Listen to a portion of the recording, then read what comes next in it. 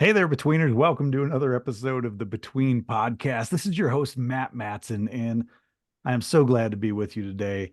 We've got two guests today, Ashlie Sanders and Emilie Call. And these two are sisters, and they're doing something really, really cool. So, Ashlie and Emilie are the hosts of a podcast called That's Church.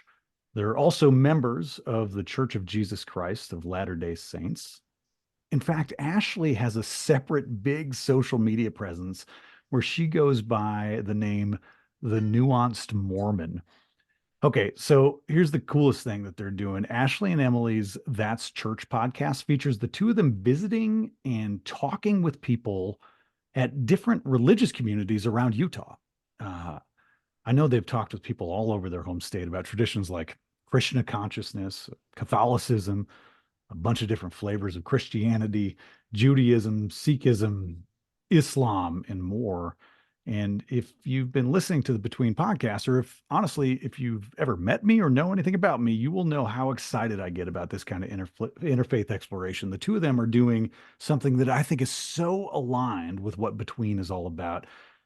Ashlie and Emilie, I'm so glad to have you here. We're kind of just meeting for the first time, but I've listened to a bunch of your episodes, and I've got to say, you both seem like just absolutely delightful human beings. Thanks for hanging out with me. Oh, thank you so much. We're so happy to be here, and we are so grateful for all of the work that you're doing as well. Well, that's awfully nice to say. That was Ashlie speaking. So this is always the trick when you got two guests is who said who is who. So that was Ashlie. Ashlie, will you say the "That's Church" tagline? That's not a thing that you actually do, I don't think. But here's what we're gonna do. We're gonna teach Yes. our audience who's who by the way they say "That's By the way Church." we say it, All that's right, all right, true. Emilie. Here it comes. Ready, get set, go. That's church. Oh, that was Emilie right there. That was very good. We heard Ashlie say that's church. Okay, yeah, I'm confused as well, everybody. We'll figure it out as we go. Uh maybe Emilie, can I start with you with like a real question? Yeah.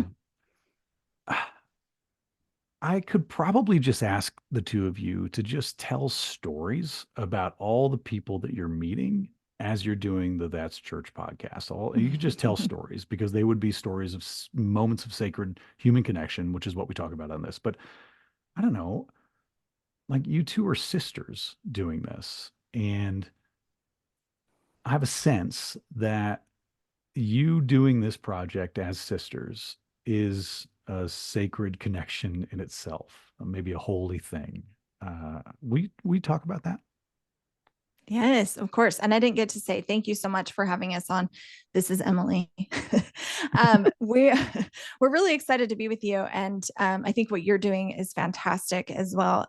It's fun to see different people doing something similar, and yeah. So we are sisters. We are actually 9 years apart, Oh, and so we grew up really not being super close because she was the little sister that I babysat, and I was the bigger sister that was probably annoying and controlling. I don't know. I don't know, but we yeah, she always was so interesting to me. She is really great at being her own person and being really independent. And so that was really intriguing. And I always was so excited to like play Barbies with her and all of that. But we were so far apart that by the time she was excited about Barbies, I no longer was. So, but we love that now our lives have kind of converged and we're in more of the same phase of life as each other. And so we're really close. And we really enjoy spending time together, and now it feels like we work together basically. And it's been really fun to do this huge kind of passion project together. Yeah. Actually, you are the Nuanced Mormon. Thousands of people follow you on that Instagram handle, and I want to learn all about that. But before we get into any of that, like Emily's your big sister, and like that's just got to be cool. She says you want to do this project with me, and you were like, yeah. I mean, that's a cool opportunity for real. Maybe for you to take your relationship in a new level. I don't know if that is that. Maybe Yeah, that's dumb. Maybe no, that's not for what it's like. What's it sure. like? You nailed it. It did take our relationship to the next level. I think that we've always been sisters, but I truly consider her one of my best friends now. And it took me about 0.2 seconds to say yes to her offer to do the podcast. She might have not even finished the sentence, because you might notice we talk in circles. We'll talk together. I don't know. Maybe we're twins separated by 9 years.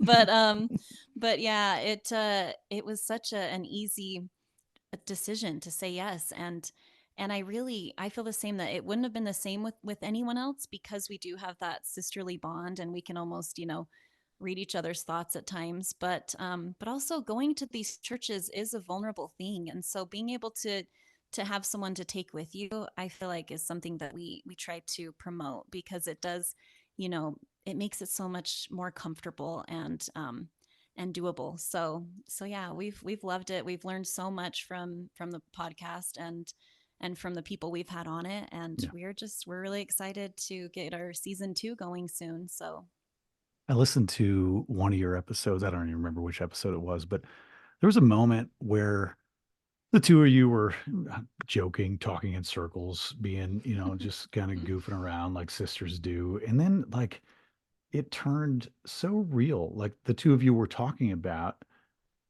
the fact that you get to do this together and you get to share this part of your life together. And what a wonderful example of how you've constructed a part of your life to deepen a relationship that's important to you. And I think a lot of people could do that, but don't think about it, right? Like, often we construct a part of our life to make more money, or to achieve a higher thing, or to do a cool, like to win the next whatever thing it is it looks like we're supposed to win. But you constructed a significant chunk of your life to be together. I think that's a really beautiful thing. Thank you. It We really agree. has been. Yeah. Yeah. It's been amazing. So let's get into some interfaith exploration stuff together. I've listened to enough of your work to know that Grandma Maxine always said, "There is good in all religions." That is a quote. I don't know if I found that on a social media post or something, but Grandma Maxine apparently always said, "There is good in all religions." I like Grandma Maxine already. Tell me about Grandma Maxine. Tell me about what drives you two to be so curious, and what makes you want to be podcasters exploring faith perspectives all over Utah. Like, that's a peculiar thing for two sisters to do, isn't it? Tell me, let's hear the origin story. Yeah, I'll let Emmy take this one. Yeah. So first of all, there's a few different things. There's a few different aspects to us kind of developing the podcast. First of all, we were both interviewed by a friend, and it was such an amazing interview. It was the two of us and another friend that were being interviewed, and we were supposed to be there for like an hour, and we ended up staying for 5 hours. And it was just absolutely incredible just to be raw and real. And the topic was on religion, and we all were kind of in a place of deconstruction. And so we all just really got very, very real. And it was so beautiful. And so I left there going, I want to do something like that. And I had been to a retreat before, a women's retreat, and I was like, maybe that's it. And then we kind of looked into that, and I was like, nope, I don't think so. And then we thought about, let's see, what was next? There were a few different people that were so inspiring to us. That happened. And then I think we just discovered the idea. We just thought, I just really like to interview people. Where do you interview people? And like really get to know their soul, Yeah. And so we thought of a podcast, and we both were kind of thinking, I mean, we both really loved the interview initially. We both really loved what did I just say? The outreach thing, anyway, we both loved both of those things. And so, so we both were excited to do something. And, but then I kind of sat on my own for a little while. And then when I went to Ashlie with it, she was like, yeah, it's like Grandma Maxine and Grandpa John. Like, their marriage was so inspiring to us because they My grandpa was Catholic and my grandma was LDS, but my grandma was not a traditional LDS woman. And we were growing up in Utah, we're very surrounded by traditional LDS people, and we were raised pretty traditionally. And so, but my grandma spoke different. I feel like, I don't know even that she was like super active within the church itself, but I remember feeling like she was the most Christ-like person that I knew. And just, it was just a feeling like she lived her religion, and she didn't say all of the same things that were rehearsed like other people within the church, but the things that she said touched my soul. And I felt like, that's who I want to be, you know? And because she lived her religion differently, and she was married to a man that was of a different religion, which at the time was kind of like unheard of. Like, we're kind of taught at a young age to marry other people that are LDS. And so that was so inspiring to us. So we were like, hey, we can do this. And we have such a great example of it. And we just want to know people. We want to know different, we want to be able to expand our knowledge and our minds and love people a little bit deeper and a little more genuinely. So. Ashlie, I want to hear about Grandma. Did you know Grandma Maxine too? Like, do you guys have a close relationship with Grandma Maxine? I did. Yes. Our relationship was probably different than Emmy's. I was younger, so I was always like getting the strawberry candies out of her bag and things like that, the classic grandma stuff. But I also had the honor of taking care of her and my grandpa towards the end of their lives. I helped, I was one of their caretakers, and those are such precious memories that I just have to hold on to. And ironically enough, Emily, who's my real estate agent, got me the house. Her and my mom together helped me find our next house, which happens to be right next door to Grandma and Grandpa's house, which was just like, it felt completely guided by heaven. But yeah, she was inspiring to us both for sure. And just the most loving women. When Emmy said she lived her religion, she really nailed it. She would make friends everywhere she went, so much so that it almost was like a problem. I'd be like, Grandma, we gotta go.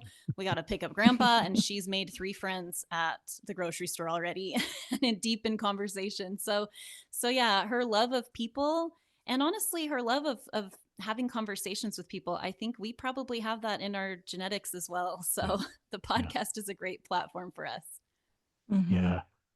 Emily, you said she's the most Christ-like person I knew. Like, what a thing to say about anyone, right? What a thing to. I often get caught up in what am I trying to accomplish with my life? What's the legacy I want to leave? And then often I try to just dial all that back, and it ends up being, what are the stories I want people to tell about me, or how do I want them to describe me? I doubt that I'll be remembered forever. I doubt that there'll be a statue that lasts for, thousands of years with my face on it. But maybe somebody could tell stories about me like this. Isn't that about as sacred as it gets? Isn't that heavenly? Man, I don't know. I don't know what could be more so. I think we talked about this offline or in our first draft of this conversation, but you've got a pretty diverse family, or you've got a family maybe with diverse lived experiences and diverse political views and diverse faith backgrounds, and you all are pretty close, right? Will you talk about that? Yeah, we really pride ourselves on that. We have a lot of people come up and ask us how we're so close as a family. We still go on, there's 5 kids, I'm the oldest, and we still go on family vacations all together with all the grandkids and everybody. And we just really, really, really enjoy being together. In fact, the only thing we really fight about is if we weren't told that everybody was going somewhere and you weren't included, or you weren't told about it. Because we just really want to be together all the time for everything.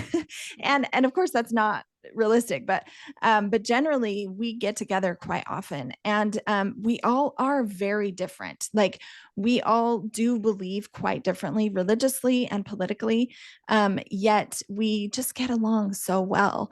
And so, in fact, in our next season, we plan to interview each of our family members, each of our siblings and their spouses, about their faith beliefs, because I think it's intriguing enough to other people. It's definitely intriguing to us. And we're so excited to really delve in, because of course,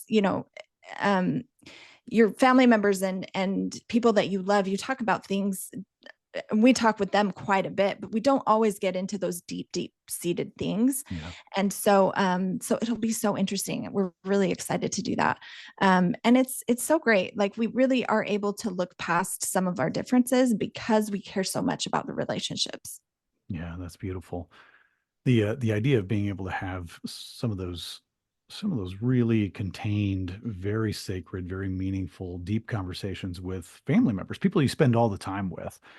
I think so many of us never actually feel like we have that opportunity. Even if we spend all the time with these family, every weekend we're at grandma's house and eating family dinner together, but we never actually talk about anything. We always just talk about whatever is immediate right there, or what's the next vacation you're going on, or how's the house hunt going, or how are your kids? And then we kind of stay there, which is beautiful. But to have an opportunity I love the idea of just interviewing, like really interviewing the people in your family, the things you'll learn from that. I remember my little sister, we're 4 years apart, and she asked me to officiate her wedding. This was several years ago. Aww. Oh, it was such a huge honor. I'm a professional speaker. I've spoken for well over 2 decades, and that, speaking at my grandfather's funeral and officiating my best friend's wedding as well, by far the three most important speaking engagements I've ever had in my life, by 1,000-fold. And when my sister asked me to officiate their wedding, it was so, first of all, it was like fun. I get to be the center of attention at her event. And then I was like, no, that's not right. Then I said, well, what a cool opportunity to like talk about marriage with my sister, like to really talk about what's important to you. What do you want out of marriage? What makes you love each other? Like, to write the ceremony meant I had to like dive deep into, I don't know, levels of vulnerability that I just don't think I would have had a forum to do otherwise unless we had created that. So I just, I don't know what made me think of that. Maybe you guys telling your story. Yeah, I just wanted to mention this really quick, because the other thing I was thinking of, you asked for the origin story of the podcast, and the gap that I was like, there was something else. Yeah. I remembered it while you were talking, and it was really inspiring to me, I think, because I was invited to speak at a retreat. And I went to the retreat, and I had asked people before I went to the retreat, they asked me to talk about Christ or God or my belief in them. And so I had interviewed all of the people I could think of, all the people that were most important to me. And I asked them what their relationship with God or higher power or Christ, what that relationship looked like.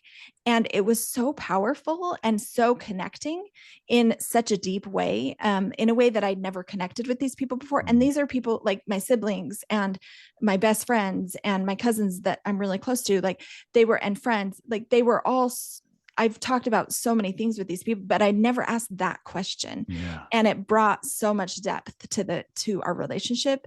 And so that was a huge piece of the podcast as well. I ended up sharing it. I teach a gospel doctrine class in our church, and I ended up sharing some of the things that I learned from them. And the thing that I learned the most was just that we all are so individual, and we all have connections that are so important to us.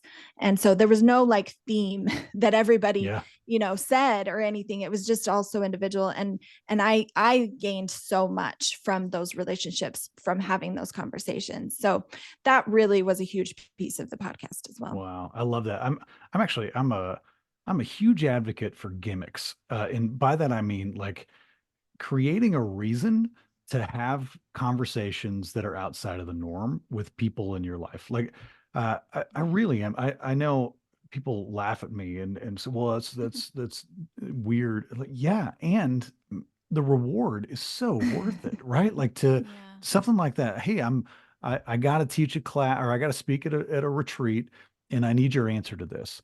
I'm writing an article on my blog. I need your opinion on it. Like that gimmick, just those little things opens a door that is normally absolutely locked shut in most of our Mhm. normal relationships. Ashlie, I Mhm. Mhm. want to turn to you and I want to talk about the Nuanced Mormon. And then I really want to get into, I want to hear stories of you all visiting these religious institutions around the state of Utah. But Ashlie, Yeah. to me, I'm so fascinated by even just the Instagram handle you use, Nuanced Mormon. Like there's a lot baked into that name, that Yeah. that idea. I want to know what you were trying to accomplish, what that's all about, and why you do it. Mhm. I'm guessing it's a nuanced answer, and I can't It's wait to hear. it is. Yeah, You'd be right. yeah. I will say too, I love what you said about asking people and being gimmicky. And Mhm.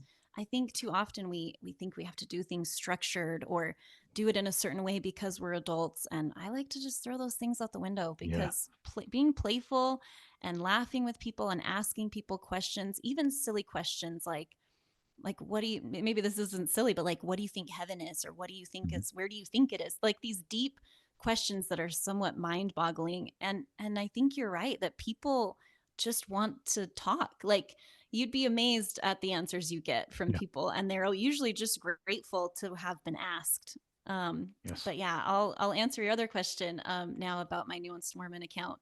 I first of all, thank you so much for sharing your story about officiating your sister's Mm. wedding. It really touches me deeply because I my brother asked me to officiate his wedding to his Oh, husband, and that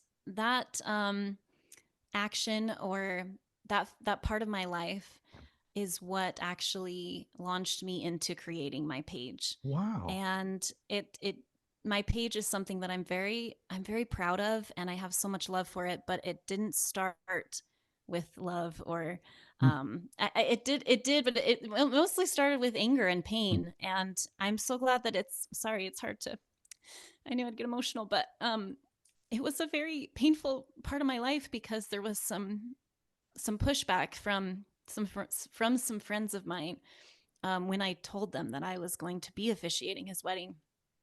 And the the idea of not doing it was not even on the table, because I knew the second he asked me that that was going to be something that was like one of the most important special things that I could ever do. And Yeah. it was wonderful. And I just, again, was so honored, as I'm sure you were, Matt, when your Yeah. sister asked you. There's nothing quite like it. I'm sure yours was much more eloquent than mine, though, because I had never officiated before, but I did the best I could. And, but it did launch me into, some, I was faced with some of the homophobia that exists within our church and Mhm. within our community. And I really needed to do something. I just felt compelled to put some action behind it. And so I actually created my page. My original name for it was LDS, for LGBTQ. Mm. And then I was having a conversation one day with a friend, and I said, I don't know, I feel like I want to talk about more things than just this, and more of these topics that are on a lot of members' minds. And I said, I think I'm like a radical Mormon. And this friend of mine said, no, you're a nuanced Mormon. And I was Mm. like, bingo. That's it. so That's so yeah, cool. like that's it. I'm so glad I did, because I've made connections through my account and met different Instagram accounts and people, and just connected in ways that I had no idea would have happened. And so yeah, that's the origin of my Instagram account. That was absolutely born in love, and love can coexist with a little bit of anger too, Ashlie. I think, wow, Oh. what a beautiful story about family, about the complexity of religion and its intersection with family and with life and with big political issues and with the internet. I mean, what that I think that is such a modern expression of faith come to life, of people rewriting the story of faith for themselves. Ashlie, I'm seriously moved by that. I knew part of that, but I think you connecting it to your brother's wedding, I really didn't know that part at all. What a beautiful, beautiful story. Thank you. That is so nice of you. And not many people do know all of those details. Mhm. So you're definitely pulling some information out of me, but you've just made this such a safe space. And so I'm really grateful. Thank you. Part of, I think, this is stuff I haven't quite unpacked for myself yet, but part of why this Between project, this podcast, all of this work in the faith space is calling to me so much is because of, I think, lived experiences like the story you just told, Ashlie, that I think there are so many people out there living in the conflict of that, the pain of that moment. And it's tearing people apart from not just their family members, which is tragic enough, but it's tearing people apart, I think, from themselves. It's tearing people apart from who they know themselves to be and who they want to be, and uh, and how they want to live like Grandma Maxine, how they want to be, Mhm. how they want to live their faith. Maybe not know all the rehearsed things to say at all the right times, but live into it, live it out. That's complex and it is nuanced, and that is a perfect name for what you're doing. That is wow. I'm so struck. All right, so I'm going to get out of the way here for a little bit, and I'm just going to ask the two of you to just play. Maybe you take over this show and make it a highlight reel of some of the coolest interactions, some of the coolest moments of sacred human connection that you've gotten to have in making That's Church and making your podcast. You've visited faith institutions of I mean, just in your first season, you did a pretty good job of getting out of anybody's comfort zone. Like that was a pretty wide swath of religions and faith traditions. And I thought you were doing a great job I was listening to the one on Krishna Consciousness, and I thought you were doing a great job of like trying to dissect. I got a sense it wasn't something you were deeply studied in, like knowing the difference between Hinduism and Krishna consciousness and how those two relate historically and in a. And I thought you were doing a great job of trying to just sort of pick that apart and explain it in a way that you understood and as you experienced. And that's one of the beautiful things I think about what you're doing is that it's just two, I don't know, two Utah Mormon women wandering around Yeah. Utah popping Yeah. into places genuinely, earnestly, just trying to learn and trying to be respectful and kind. And so I'm guessing there's some cool stories that have come out of that. I don't know who starts or however, but I'm going to get out of the way. I want you to start just sharing some of those stories with us. I just wanted to say first, we're definitely not, we are learning along with our listeners. And so, and we kind of wanted to make a point of that. I started by really researching religion and different religions. And we very quickly were like, you know what? No, like we're going to learn from the people. And a lot of times I think there's a lot of preconceived ideas about people that are LDS. And we always say like, please come to us first rather than, hearing things or gossip, or even in research, sometimes you don't get the full story. Yeah. So it was always really, really important to us to get it from the source. And obviously we're not historians, we're not famous, we're not professional speakers, we're not scholars, any of those things. And so so we don't have really any qualifications for this except that we love people and we really are intrigued and interested in people. I really like this quote. I just wanted to share this really quickly, and then I know Ashlie has a story to share, and then I will share mine. But my husband is at a conference right now, and he is listening to a very famous, very influential woman. I can't name her. He said that it was supposed to kind of be off the record. So he said, you can't quote from the actual person, but just know she's incredibly amazing. And she said that every table of leaders should have people who don't look alike, think alike, or have the same experiences. The goal is to get to the right answer, not to confirm what you think is right. And I just love that because that's part of what we're doing here is wanting to learn from other people and get their take on things, you know, and their inspiration, and learn about what they think, what they believe is true, and what their truth is, and add that to our truth. So, Ashlie, go ahead and share your story. Yeah. And just to piggyback off of what she's saying there, I think it has been like, it's taken a minute for us to, at least for me, I'll speak for myself, but to get out of my own way and really listen with a clean slate. You know, I think we all have our own, you know, childhoods and our own religions that we've grown up with. And so to go in with a completely open mind has made a huge difference, at least for myself. We talk about in Mormonism so much. We talk about testimonies. That's such a huge part of our religion, Yeah. and we are told to go out into the world and share our testimonies, and you hear stories of them not being received well sometimes. And going through this process, it's made me realize, like, maybe we are not being received because we are not receiving others as well. And no one wants, you know, a message shoved down their throat, or to be told that they're wrong about this religion that they've been in their whole lives, just like we don't. And so it really has been a learning experience on how to just, you know, get to know people, religion or not, almost just to get to know people and hear them out and hear their testimonies, even when their testimonies might look vastly different from our own. I will share an experience. We were in the Krishna temple in Spanish Fork, Utah. And if you haven't been there, go this Sunday. It is an experience. And it's, first of all, just a gorgeous, gorgeous temple. It looks just like Jasmine's temple in Aladdin. That's the only thing I can compare it to with my childlike brain. But it is magical.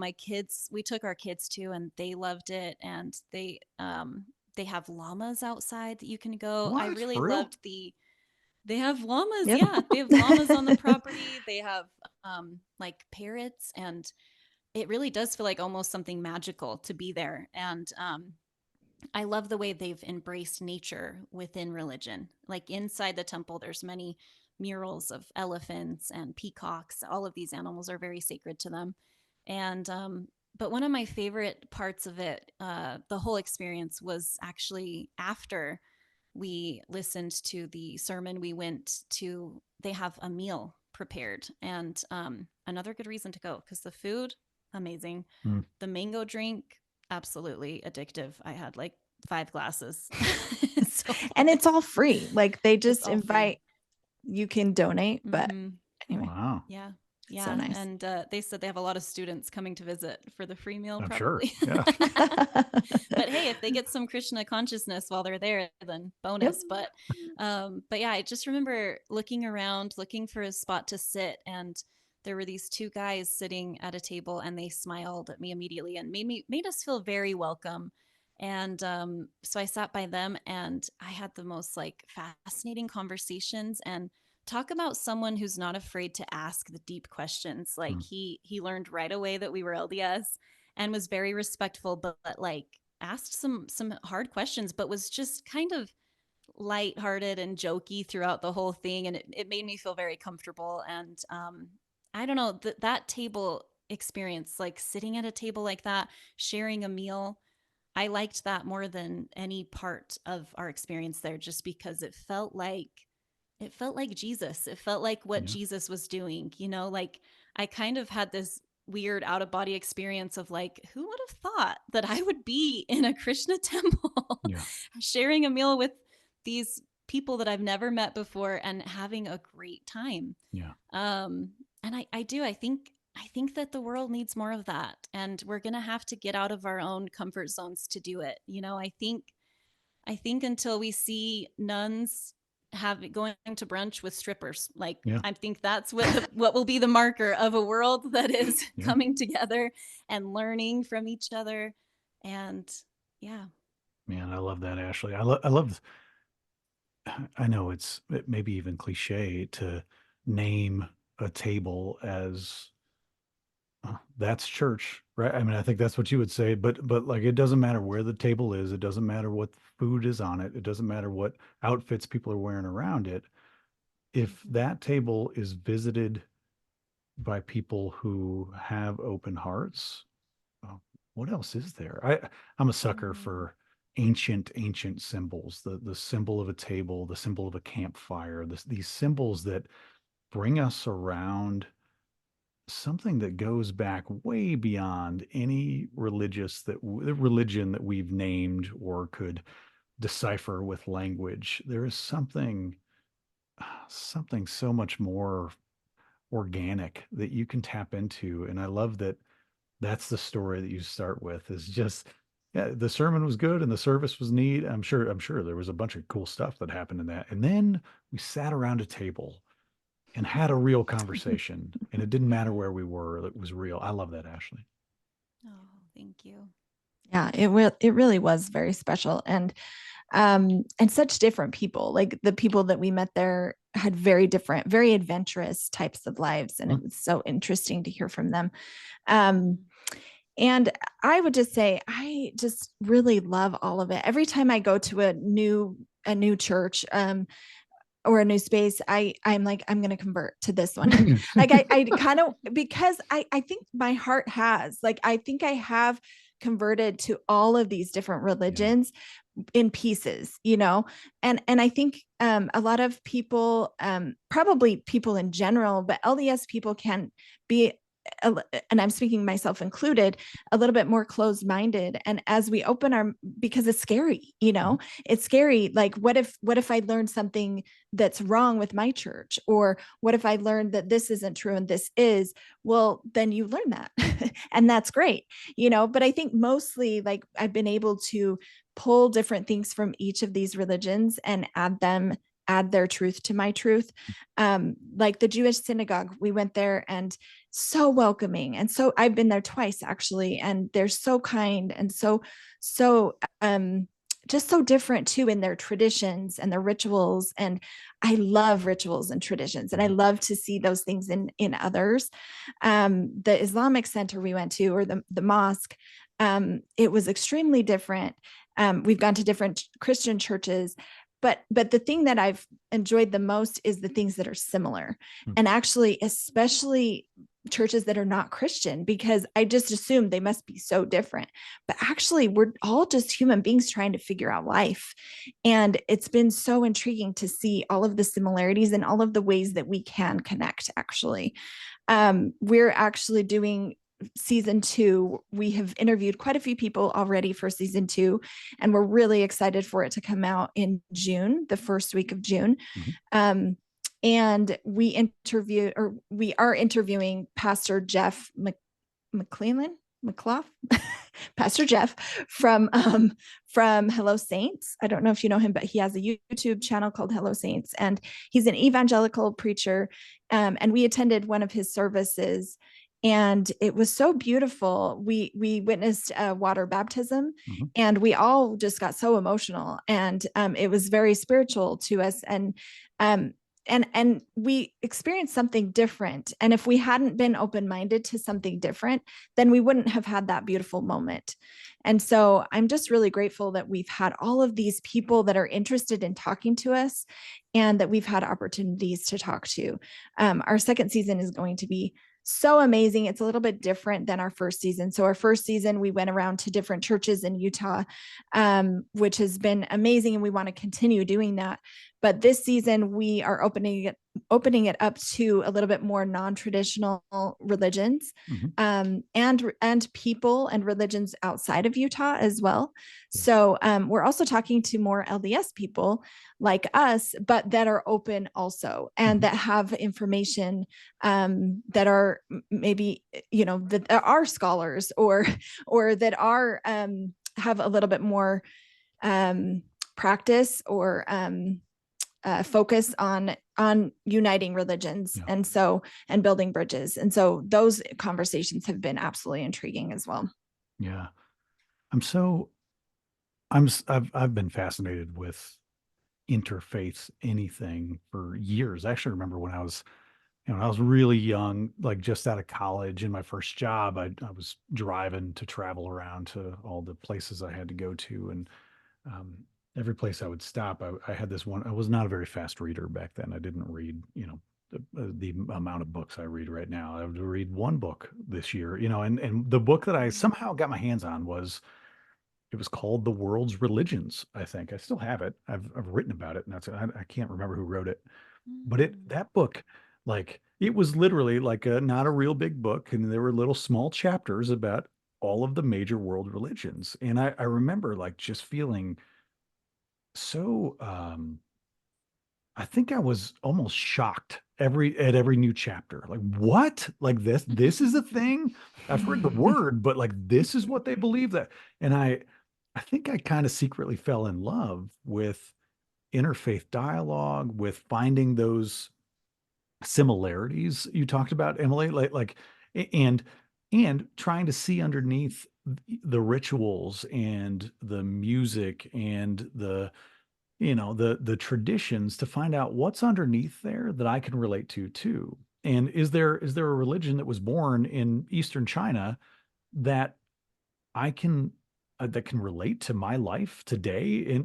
And I think the answer is yes. If you're only willing to just kind of ask one or two extra questions and find out what's underneath that stuff and what Right. those similar heartbeats that I think so many of the world's religions share. That's cool.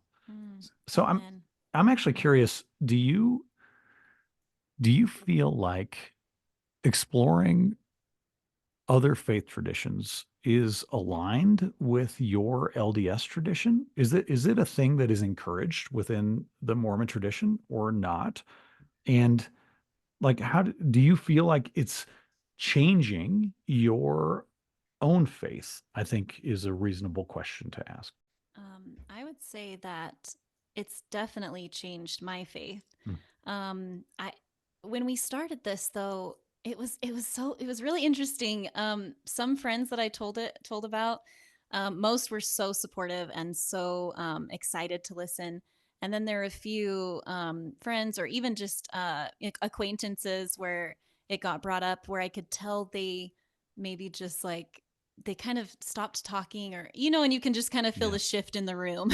Yeah. And I was surprised by that because in my mind I'm like, who wouldn't want, like, why, who couldn't see the good in something like this? Mhm. But I do think there is a little bit of I think it's still considered a little bit taboo in certain circles within the LDS church. But I will say just this year there has been a big push within the LDS church to explore other religions Yeah. and, well, maybe explore is not the right word, but to show respect for other religions. And in fact, Patrick Mason is doing amazing work, but I was actually going to say David Butler just released a religion course, and he's a very prominent name within the LDS Church, and it was surprising to me just because with some of that, I'll call it like light pushback because it wasn't, people are still kind about it, but you can just tell that some people weren't on board with us doing it.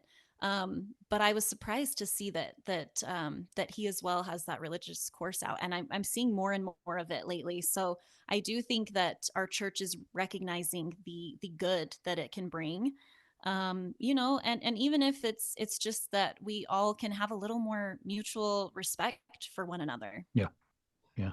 Well, and the LDS Church is the major growth for the LDS Church, I think. I don't know, maybe I haven't looked at these stats in a while, but is international and global and encountering faith traditions that are unfamiliar, I'm sure unfamiliar and um, new and confusing to people within the tradition, especially within maybe an American version of the LDS tradition. So I got to believe that that's uh, one way or another, right? There's opportunity to learn and to be curious. I think for folks that maybe is coming down the pike one way or another in a rapidly globalizing world and a world that is getting closer and closer to each other.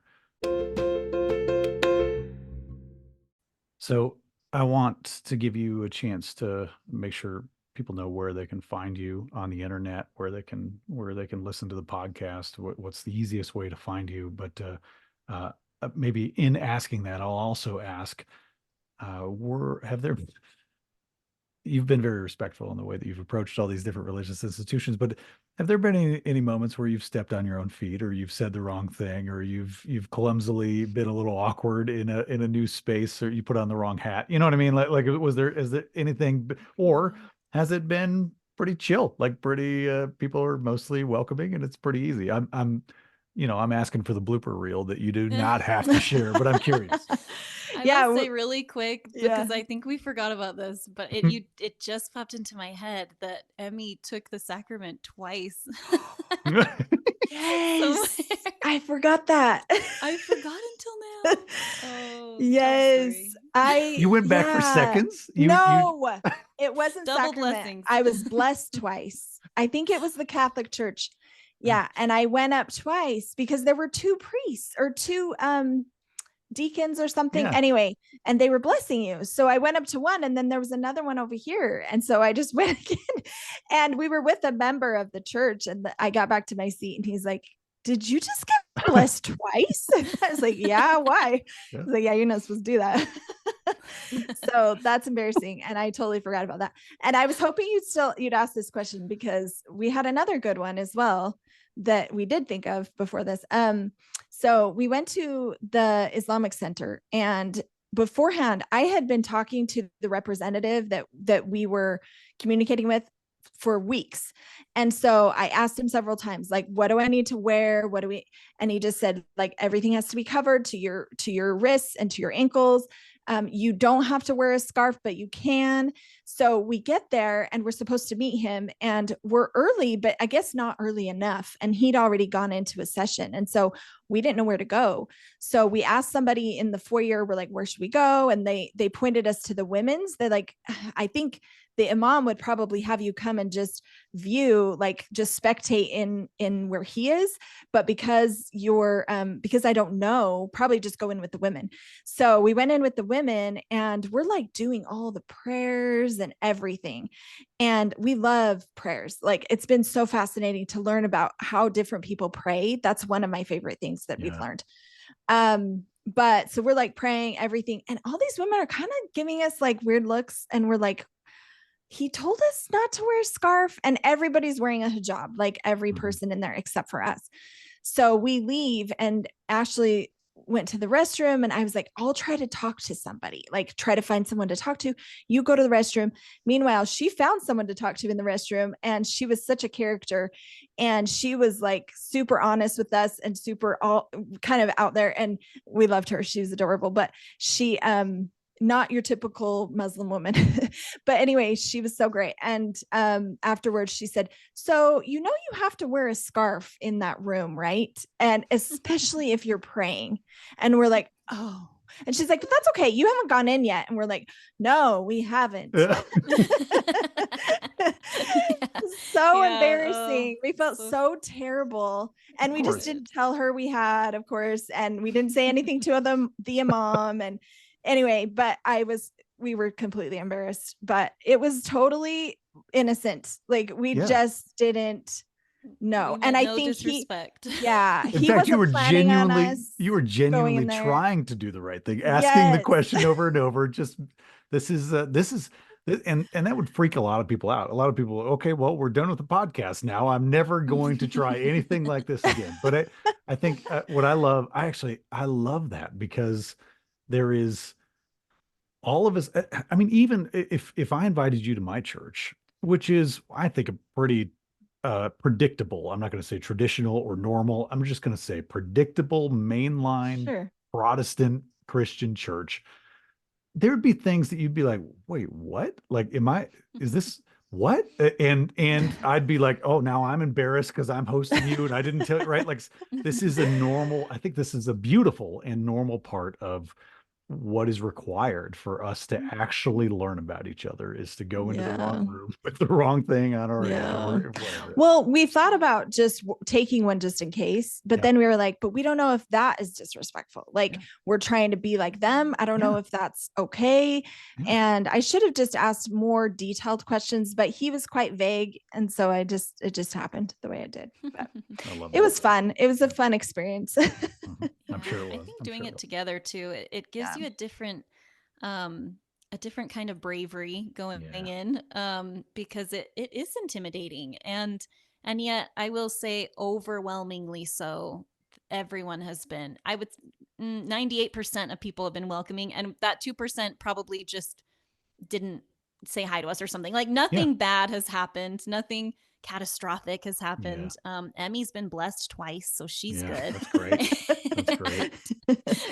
And Yeah. it's been very I think the other thing that surprised me was that there weren't people trying to convert us. I think that's something else that maybe people are nervous of, because we do try to convert people in the LDS church.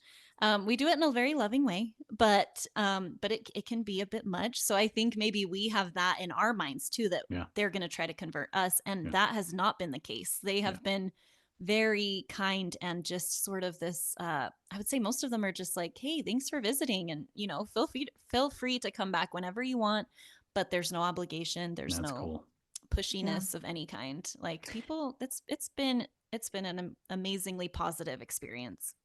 And I would say, like, if you can reach out to somebody first, like the Islam community did appreciate that we reached out to them before coming, and just showing up. But they said if you just showed up, you'd be welcome. So I think that's helpful if you do reach out to somebody or if you know somebody, but it's definitely not necessary. But like Ashlie was saying, take a friend, take somebody with you, and I think then it's not scary at all. It doesn't have to be, so.